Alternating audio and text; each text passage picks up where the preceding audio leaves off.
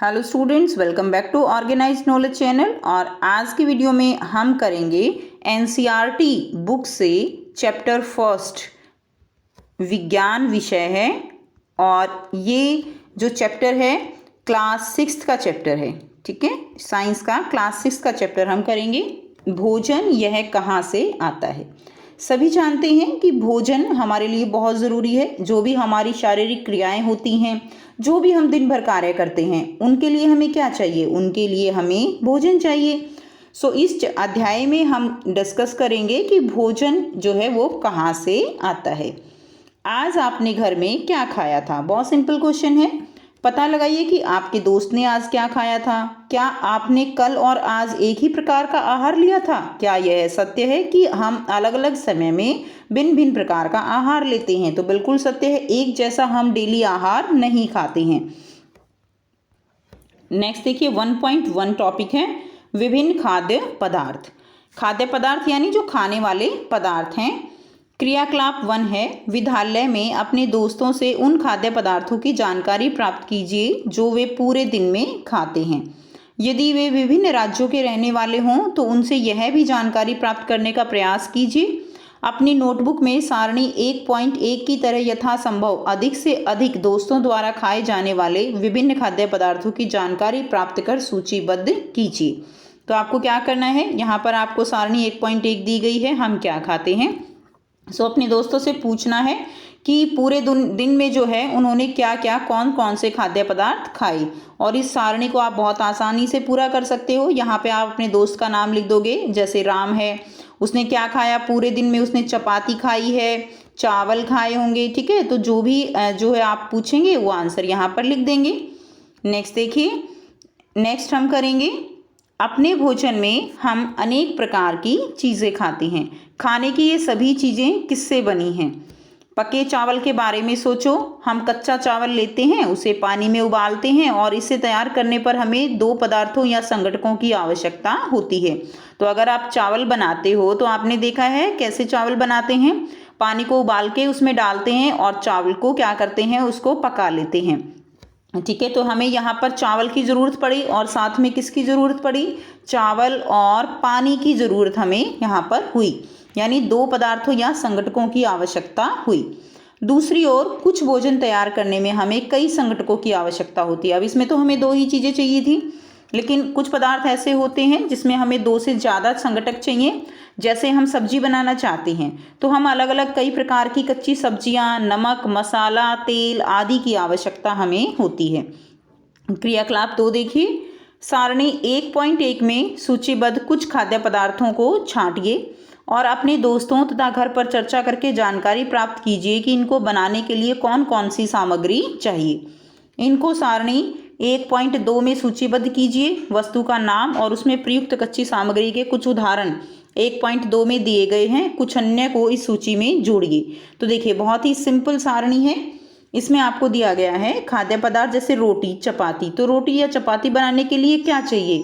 आटा और जल, 2 कच्ची सामग्री चाहिए। उसके बाद है दाल।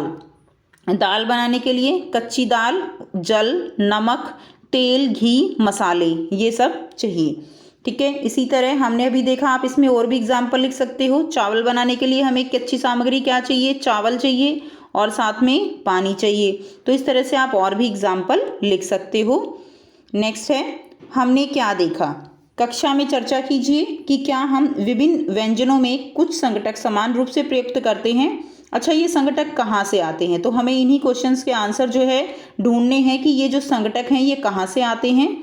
खाद्य सामग्री एवं उनके स्रोत, यानी जो भी हम खाते हैं, चावल कहाँ से आया, रोटी हम खाते हैं उसके लिए जो आटा है वो कहाँ से आया, तो उनके स्रोत जो हैं वो क्या हैं। सारणी 1.2 में सूचीबद्ध कुछ कच्ची सामग्री जैसे फल और सब्जी के स्रोत का अनुमान लगाना हमारे लिए बहुत आसान हो सकता है। यह कहाँ से आते हैं? निश्चित रूप से आपको आंसर पता है, पौधों से। गेहूं और चावल का क्या स्रोत है? ये भी पौधे हैं। आपने धान और गेहूं के खेतों में उनके पौधों की अनेक पंक्तियां देखी होंगी, यानी पौधे जो है वो ऐसे पंक्तियों में लगे हुए होते हैं खेत में। इनसे हमें क्या मिलता है? इनसे हमें अनाज मिलता है। गेहूं से, धान से हमें क्या मिलेगा? धान से हमें चावल मिलेगा, गेहूं से हमें गेहूं मिलेगा। कुछ अन्य खाद्य पदार्थ जैसे दूध, अंडा, मुर्गा, ठीक है, मछली, झींगा, मांस आदि, ये हमें कहाँ से मिलते हैं? ये हमें जंतुओं से मिलते हैं। यानी कुछ ऐसे जो है खाद्य पदार्थ हैं जो हमें पेड़ पौधों से मिलते हैं और कुछ खाद्य पदार्थ हमें किससे मिलते हैं? जंतुओं से। तो ये दोनों क्या हो गई? ये दोनों इसके स्रोत हो गए। नेक्स्ट देखिए क्रियाकलाप 3। आइए हम पूर्व सूचीबद्ध खाद्य पदार्थों एवं उनके संगठकों के स्रोत जानने का प्रयास करें। कुछ उदाहरण सारणी 1.3 में दिए गए हैं। कुछ और उदाहरण इस सूची में जोड़िए। इसके रिक्त स्थानों की पूर्ति कीजिए। क्रियाकलाप 3 से हम क्या निष्कर्ष निकालते हैं? पौधे विभिन्न खाद्य संगठकों जैसे कि अन्न, सब्जी तथा फल, ठीक है, इत्यादि के स्रोत हैं। जंतुओं से हमें दूध, मांस, अंडे और अन्य जांतव उत्पाद प्राप्त होते हैं। यानी जो अन्न, सब्जी और फल हैं वो कहाँ से मिले? वो पेड़ पौधों से मिले, ठीक है। और जंतुओं से हमें क्या मिला? मांस है, दूध है, अंडे हैं, ये हमें मिलता है। आप यहाँ पर धान का खेत जो है देख पा रहे हो। तो इस तरह से पंक्तियों में फसल लगी होती हैं। गाय, बकरी, भैंस दूध देने वाले कुछ सामान्य पशु हैं। दूध एवं विभिन्न दुग्ध उत्पाद जैसे कि मक्खन है, क्रीम है, ये सब हमें इनसे मिलते हैं। अब देखिए कुछ यहाँ पर खाद्य व्यंजन दिए गए हैं और संगठक दिए गए हैं जिनसे वो बनते हैं और उनके स्रोत क्या हैं। इडली, इडली किससे बनती है? इडली के लिए जो कच्ची सामग्री है वो चाहिए चावल, उड़द की दाल से भी बनाई जा सकती है, ठीक है, मिक्स करके भी बनाई जाती है। नमक चाहिए, जल चाहिए। अब इसका जो स्रोत है वो क्या है? पौधे हैं। चिकन करी, उसके लिए चिकन चाहिए, मसाला, तेल, घी, ठीक है, छौंक लगाने के लिए जल चाहिए। तो ये हमें किससे मिला? ये हमें जंतु से मिला। तेल, घी हमें किससे मिलेगा? पौधे से भी मिल सकता है, जंतु से भी मिल सकता है, ठीक है। नेक्स्ट देखिए खीर। खीर बनाने के लिए हमें क्या चाहिए? खीर बनाने के लिए हमें दूध चाहिए, उसमें चावल और चीनी। दूध हमें जंतु से मिलेगा और चावल हमें पौधों से मिलते हैं। तो ये क्या हो गए? ये जो है स्रोत हो गए और ये हो गई कच्ची सामग्री। नेक्स्ट देखिए घी, पनीर और दही का उपयोग संसार के प्रत्येक क्षेत्र में किया जाता है। क्या आप कुछ अन्य जंतुओं के नाम बता सकते हैं जो हमें क्या देते हैं? दूध देते हैं। तो बकरी है, ठीक है, गाय है, भैंस है, तो ये हमें दूध देते हैं। नेक्स्ट है भोजन के रूप में पौधों के भाग और जंतु उत्पाद। तो पौधे जो है वो क्या है? हमारे भोजन का एक मुख्य स्रोत हैं। हम पौधे के कौन से भाग का उपयोग खाद्य पदार्थ के रूप में करते हैं? तो आपने देखा है कि हम जो है फूल का इस्तेमाल भी खाने के लिए कर सकते हैं। हम फल जो है उनका भी करते हैं, तने का भी करते हैं अलग अलग रूप में। तो ये जो है इसमें हम पढ़ेंगे। यहाँ पर पौधे का चित्र दिया गया है। तो ये जो है पौधे में क्या होते हैं? सबसे पहले देखिए प्राथमिक मूल, मूल यानी जड़। उसके बाद ये जो है क्या है? प्राथमिक मूल, और इससे ये जो है क्या निकलती हैं? द्वितीयक मूल हैं। उसके बाद यहाँ पर ये क्या है? कलिका। ये भाग जो है क्या होता है? इंटरनोड, ठीक है। देखिए यहाँ जहाँ से पत्तियाँ निकलती हैं उसको नोड कहते हैं और दो नोड के बीच की दूरी को इंटरनोड कहते हैं। ये पत्तियां हैं, ये तना, ये फल और ये क्या होते हैं? फूल होते हैं। हम पौधे के कौन से भाग का उपयोग खाद्य पदार्थ के रूप में करते हैं? तो हम कई जो है भागों का उपयोग करते हैं। हम पत्तियों वाली अनेक सब्जियां खाते हैं। कुछ पौधे के फलों को भोजन के रूप में खाते हैं। कभी हम जड़, कभी तना, तो कभी पुष्प भी भोजन के रूप में खाते हैं। कभी आपने सीताफल या काशी फल के फूलों को चावल की पिट्ठी में डुबोकर व तलकर पकौड़ी बनाकर खाया है? इसका प्रयत्न कीजिए। कुछ पौधों के 2 या 2 से अधिक भाग खाने योग्य होते हैं। तो पौधे के 2 या 2 से अधिक भाग, मोस्टली पौधों के जो है कई भाग खाने योग्य हो जाते हैं। जैसे सरसों के बीज हैं, सरसों के बीज जो मिलेंगे उनसे हमें तेल प्राप्त होता है। और इसकी जो पत्तियां हैं उनका प्रयोग जो है कैसे किया जाता है? साग बनाने में। हरा साग बनता है तो साग बनाने में किया जाता है। क्या आप केले के पौधे के विभिन्न भागों के बारे में सोच सकते हो जिन्हें हम भोजन के रूप में ले लेते हैं? या क्या आप किसी अन्य पौधे के बारे में सोच सकते हो जिसके 2 या 2 से अधिक भाग जो है वो खाए जाते हैं? नेक्स्ट हम करेंगे क्रियाकलाप 4। नेक्स्ट देखिए पहेली जानना चाहती है कि हमारे भोजन का पौधे और जंतु के अलावा भी क्या कोई अन्य स्रोत हैं? तो जो है पहेली का यही क्वेश्चन है कि क्या जो हमारे भोजन है, पौधे और जंतुओं से तो हमें भोजन मिलता है, क्या इसके अलावा भी कोई स्रोत हो सकता है? सारणी 1.3 में सूचीबद्ध सभी खाद्य पदार्थों में से उन संघटकों को छांटिए जिनका मुख्य स्रोत क्या है, पौधे से है, और ये पौधे के किन भागों से प्राप्त होते हैं। इन खाद्य पदार्थों और पौधे के भागों को सारणी 1.4 के अनुसार आपको सूचीबद्ध करना है। तो सारणी 1.4 दिया गया है। देखिए, भोजन के रूप में पौधे के भाग, खाद्य पदार्थ के मुख्य स्रोत की तरह पौधा, बैंगन का भरता, बैंगन के भरते में संघटक क्या हैं, बैंगन, मिर्च मसाले के रूप में, और तेल चाहिए मूंगफली, सरसों, सोयाबीन या किसी अन्य पौधे से। तो इसमें देखिए बैंगन क्या है, वो फल है, मिर्च मसाले के रूप में फल, और तेल हमें किससे मिलेगा, वो बीज से मिलता है।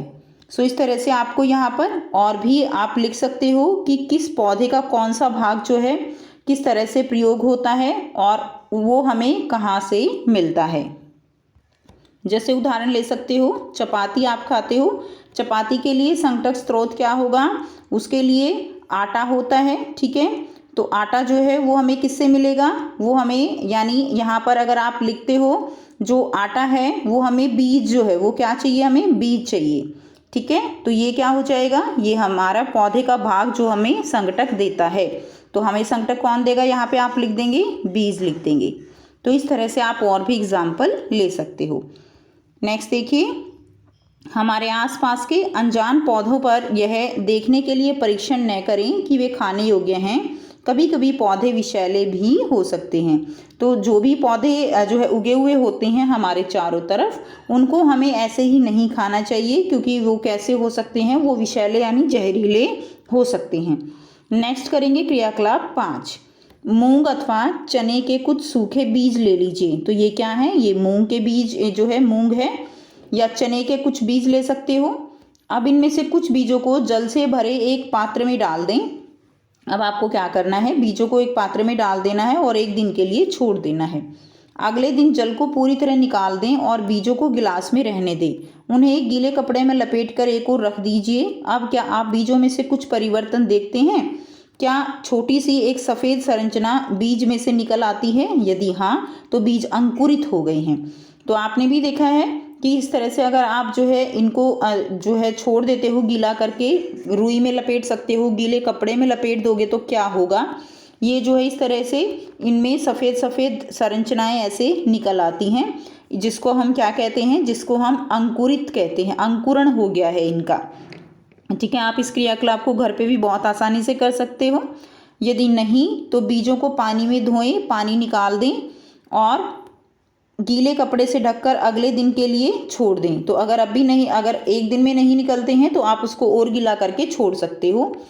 क्या उस दिन आपको बीजों से बाहर निकलता हुआ एक छोटा सा अंकुर दिखाई देता है? अंकुरों को सावधानी से धोकर आप इन्हें खा सकते हैं। ये उबाले भी जा सकते हैं। तो आप अंकुरित जो है चने के बीज होते हैं, मूंग के बीज होते हैं, उनको खाते भी होंगे। इनसे कुछ जो है मसाले मिलाने पर खाने के लिए एक स्वादिष्ट अल्पाहार तैयार हो जाता है। तो ये बहुत ही बेनिफिशियल होता है खाना अंकुरित बीजों को। नेक्स्ट देखिए, नेक्स्ट हम करेंगे, आप यहाँ पर देखिए चने के अंकुरित जो है, अंकुरित चना, ये तो जो है जब अंकुरित नहीं है वो है, और ये जो है क्या है, अंकुरित होने के बाद है। क्या आप जानते हैं कि शहद कहाँ से आता है या यह कैसे उत्पादित होता है? क्या आपने एक मधुमक्खी का छत्ता देखा है जहाँ बहुत सी मधुमक्खियाँ भिनभिनाया करती हैं? मधुमक्खियाँ फूलों से मकरंद क्या करती हैं, एकत्रित करती हैं। तो मधुमक्खियाँ जो है क्या करती हैं, फूलों से जो मकरंद, मीठा रस, मकरंद क्या होता है, मीठा रस, उसको एकत्रित करती हैं, इकट्ठा करती हैं और इसे अपना जो छत्ता होता है उसमें उसको भंडारित करती रहती हैं, स्टोर जो है इस तरह से करती रहती हैं। फूल और उनका जो मकरंद होता है, मीठा रस, वर्ष के केवल कुछ समय में ही उपलब्ध होते हैं। अतः मधुमक्खियाँ इस मकरंद का भंडारण कर लेती हैं ताकि पूरे वर्ष जो है क्या किया जा सके, इनका उपयोग किया जा सके। हम ऐसे छत्तों में मधुमक्खियों द्वारा भंडारित भोजन का शहद के रूप में उपयोग करते हैं। तो जो रस भंडारित होता है उसका उपयोग हम शहद के रूप में करते हैं। आपने बच्चों देखा होगा कि इस तरह से जो है छत्ते बनते हैं जिनमें से हम रस जो है वो निकाल सकते हैं। नेक्स्ट है 1.4, जंतु क्या खाते हैं? क्या आपके घर में कोई ऐसा पालतू पशु है जिसकी आप देखभाल करते हो? कुत्ता, बिल्ली, भैंस या बकरी? तो ऐसा कोई भी जो है आपके घर में पालतू पशु हो सकता है। फिर आपको इसकी जानकारी भी अवश्य होगी कि आपका पालतू जानवर क्या खाता है, अन्य जंतु क्या खाते हैं। जैसे आपको पता है कुत्ता क्या खाता है, भैंस या बकरी जो है वो घास खाती हैं, कुत्ता घास नहीं खाता। क्या आपने कभी गिलहरी, कबूतर, छिपकली या छोटे से कीट को खाना खाते देखा है? तो बच्चों आपने ज़रूर कबूतर या छिपकली को खाना खाते ज़रूर देखा होगा कि किस तरह से वो अपना खाना खाते हैं। तो आपको यहाँ पर गिलहरी जो है वो क्या खा रही है? अखरोट खाते हुए दिखाया गया है। नेक्स्ट देखिए क्रियाकलाप 6। सारणी 1.5 में अनेक जंतुओं के नाम लिखे हैं, उनमें से कुछ जंतुओं द्वारा खाए जाने वाले भोजन भी लिखे हैं। सारणी में रिक्त स्थानों की पूर्ति कीजिए। देखिए जंतु और उनका भोजन, तो जिस तरह से जीव का नाम दिया गया है भैंस, इसके द्वारा खाया जाने वाला भोजन क्या है? भैंस जो है घास और खली, ठीक है, भूसा खा सकती है, अनाज है, पत्तियां खाती है। बिल्ली जो है क्या खाती है? छोटे जंतु जैसे चूहा, पक्षी, दूध, ये सब जो है खा सकती है। इसके अलावा दिखाया गया है यहाँ पे चूहा रोटी खा लेता है, ठीक है। उसके अलावा चूहा जो है छोटे मोटे कीड़े मकोड़े उनको खा लेता है। शेर जो है वो क्या खाता है? शेर मांस खाता है। बाघ भी मांस खाता है। मकड़ी छोटे छोटे जो बहुत ही छोटे जीव होते हैं या जो छोटे मोटे खाने के दाने होते हैं उनको खा सकती है। छिपकली क्या खाती है? छिपकली कीड़े मकोड़े खा लेती है, उनको पकड़ के खा जाती है। उसके बाद गाय घास खाती है। मनुष्य जो है वो मांस भी खाता है और जो है ये शाकाहारी भी है, मांसाहारी भी है। पेड़ पौधे जो है उनको भी खा लेता है। उसके बाद देखिए बेटा तितली क्या करती है? तितली फूलों का रस जो है वो चूसती है, तो आपको इसमें लिख देना है फूलों का रस। कौवा क्या खाता है? कौवा रोटी खा लेता है। उसके अलावा सड़े गले पदार्थों पर भी यह निर्भर रहता है, ठीक है, तो यहाँ से आप लिख देंगे। नेक्स्ट देखिए, नेक्स्ट हम करते हैं। नेक्स्ट दिया गया है आपको क्रियाकलाप 7।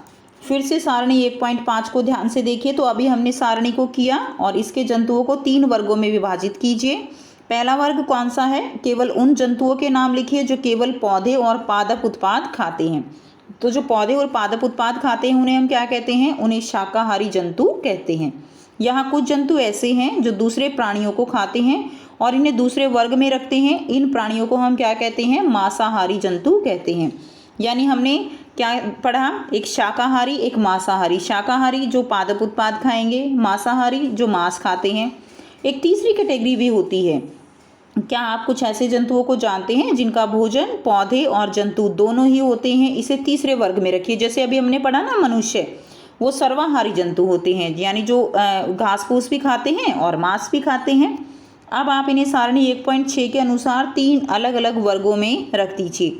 तो इस तरह से देखिए, जो केवल शाकाहारी हैं जैसे गाय है, भैंस है, उनको हम कहाँ रख देंगे? शाकाहारी में। मांसाहारी में शेर को रखा, बाघ को रख दिया। सर्वाहारी में कौवा है और मनुष्य है, इसको रख दिया। तो इस तरह से हम सारणी 1.6 को पूरा कर सकते हैं। नेक्स्ट देखिए, पहेली जानना चाहती है कि सारणी 1.6 को भरते समय मनुष्य को आप किस वर्ग में रखेंगे? तो मनुष्य को हम यहाँ पे किस वर्ग में रखेंगे? मनुष्य को हम सर्वाहारी वर्ग में रखेंगे, क्योंकि जो मनुष्य है वो शाकाहारी जो पौधे हैं, पादप उत्पाद है, उनको भी खाता है और जो जंतु उत्पाद हैं उनको भी खा सकता है। तो हमने अभी यहाँ पे जो भी पढ़ा उसके अनुसार हम इसको फिल कर देंगे। नेक्स्ट देखिए, हम जानते हैं कि हम में से बहुत से लोग ऐसे हैं जिन्हें पर्याप्त भोजन नहीं मिलता। हमें ऐसे उपाय खोजने की आवश्यकता है जिनके द्वारा देश में अधिक खाद्य उत्पादन किया जा सके। यही पर्याप्त नहीं होगा, बल्कि हमें ऐसे भी उपाय खोजने चाहिए जिनसे यह सुनिश्चित हो सके कि भोजन हम में से प्रत्येक को आसानी से उपलब्ध हो सके।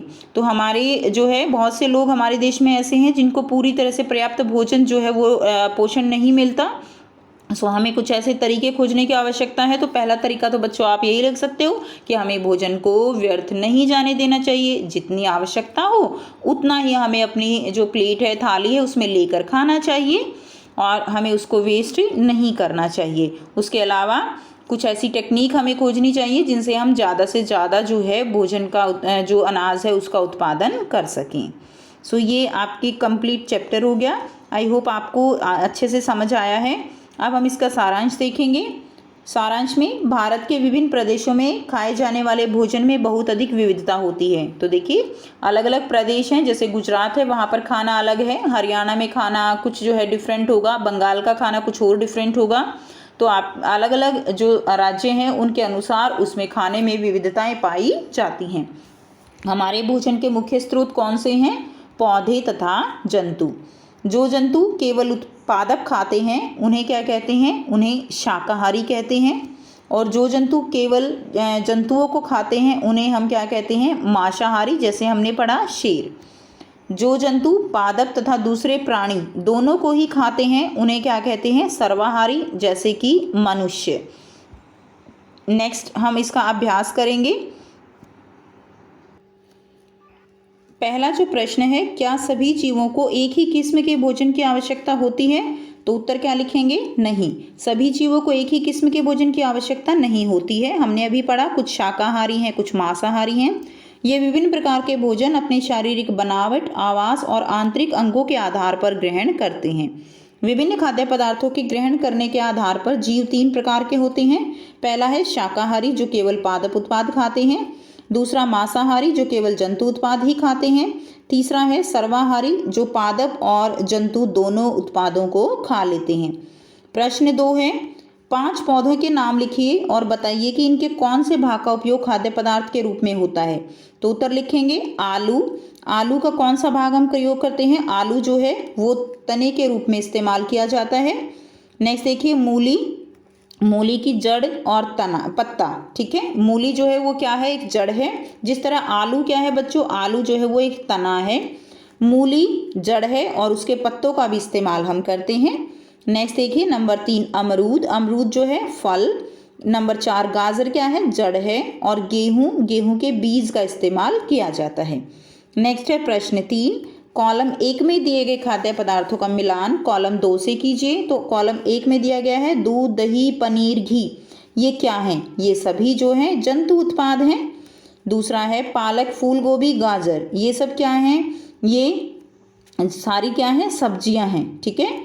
शेर व बाघ ये क्या करते हैं? ये दूसरे जंतुओं को खाते हैं। शाकाहारी पादप और पादप उत्पाद खाते हैं।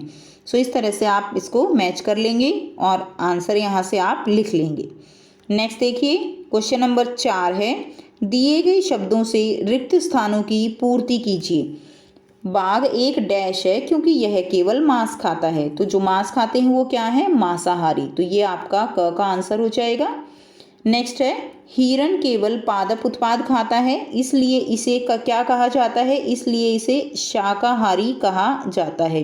क्या कहा जाता है? शाकाहारी। तो ये आपका ख का आंसर हो जाएगा, शाकाहारी। नेक्स्ट देखिए, नेक्स्ट है तोता केवल डैश उत्पाद खाता है। तो तोता कैसा उत्पाद खाता है? तोता केवल पादप उत्पाद खाता है, ठीक है। पादप आ जाएगा इसके अंदर। नेक्स्ट, जो डैश हम पीते हैं वह प्राय गाय, भैंस या बकरी से प्राप्त होता है, इसलिए यह जंतु उत्पाद है। तो क्या मिलता है हमें गाय, भैंस, बकरी से? पीने के लिए दूध मिलता है। तो यहाँ पे हम दूध लिख देंगे। सो यहाँ से जो है नेक्स्ट देखेंगे, अरे हमें चीनी डैश से मिलती है। तो हमें चीनी किससे मिलती है? हमें चीनी गन्ने से मिलती है। तो यहाँ से आप इसके आंसर कर लेंगे। सो ये हो गया आपका चैप्टर 1, जिसमें हमने कंप्लीट चैप्टर को अच्छे से समझा और साथ में उसके जो एक्सरसाइज है उसके क्वेश्चन आंसर भी किए। एंड आई होप बच्चों आपको ये चैप्टर अच्छे से समझ आया है। वीडियो अच्छी लगी तो लाइक कीजिए, सब्सक्राइब कीजिए और बेल आइकन को भी प्रेस कर लीजिए, ताकि आप बच्चों को इस तरह के जितने भी चैप्टर्स हैं हर एक सब्जेक्ट की वो आपको मिलते रहें। So thanks for watching, have a nice day.